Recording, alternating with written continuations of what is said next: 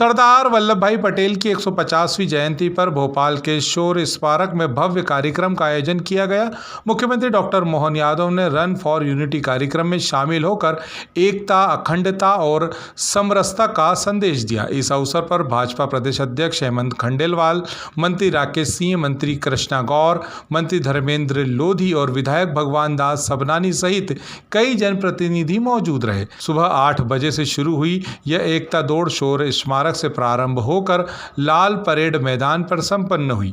इस दौड़ में हजारों युवाओं, पुलिसकर्मियों, एनसीसी कैडेट्स और खिलाड़ियों ने उत्साहपूर्वक भाग लिया। Run for unity Sardar Vallabh भाई पटेल के भारत के प्रति किए गए योगदान को समर्पित ये कार्यक्रम में मेरे साथ आज कार्यक्रम में मौजूद माननीय मंत्री श्रीमान राकेश सिंह जी, माननीय मंत्री धर्मेंद्र लोधी जी, माननीय मंत्री श्रीमती कृष्णा गौर जी, हमारे यशस्वी अध्यक्ष श्रीमान हेमंत खंडेलवाल जी और हम सब ने मिलकर यशस्वी प्रधानमंत्री ने ये जो हमारे सरदार वल्लभ भाई पटेल के अतीत के किए गए वो आज़ादी के समय के अद्भुत काम को स्मरण कराने का, पूरे देश को और दुनिया को ध्यान दिलाने के लिए जिस प्रकार से केवड़िया धाम की स्थापना की है और सरदार वल्लभ भाई पटेल ने वाकई अद्भुत काम किया, जिनके कारण से ये जो हमारी भारतीय प्रशासनिक सेवा की इकाई खड़ी हुई, जिसके आधार पर आईएएस, आईपीएस से लेकर सभी प्रकार के अधिकारियों ने पूरे देश की अंदर की प्रशासनिक तंत्र को मजबूती देने का काम किया।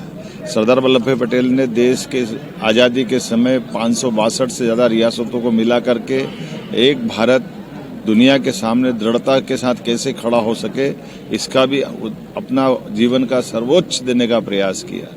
इसी के साथ साथ हमारे 12 ज्योतिर्लिंग में से प्रथम ज्योतिर्लिंग सोमनाथ के मंदिर का पुनर्जीर्णोद्धार करा करके हमारे स्वाभिमान के साथ सनातन संस्कृति के आधार पर भारत की पहचान को पुनर्स्थापित करने का काम किया। उनके कई प्रकार के कामों को हम स्मरण करें और अतीत के उस काल में हुई गलतियों के आधार पर भी हमारे महापुरुष कितने कठिनाइयों के बीच भी सही मार्ग दिखाते हैं। ऐसे में सच्चे अर्थों में सरदार पटेल का नाम बहुत आदर से लिया जाना चाहिए। आज के इस अवसर पर पूरे प्रदेशवासियों को, देशवासियों को मेरी अपनी ओर से भी बधाई और हम सब इस महापुरुष के खास करके उनके लिए बनाए गए इस पवित्र तीर्थ केवड़िया धाम को भी जरूर जाना चाहिए। हमारा प्रयास रहेगा हमारी सरकार के माध्यम से भी कि हम सब जाएं। मध्य प्रदेश सरकार की ओर से मैं स्वयं 11 तारीख को वहां अपने दलों के साथ हमारे निर्धारित कार्यक्रमों के आधार पर अपनी विनम्र श्रद्धांजलि अर्पित करने जाऊंगा। मेरी अपनी ओर से इस पूरे आयोजन के लिए बधाई। खबरों में बने रहने के लिए ग्रामीण भारत टीवी को सब्सक्राइब कीजिए और बेल आइकॉन दबाना ना भूलें।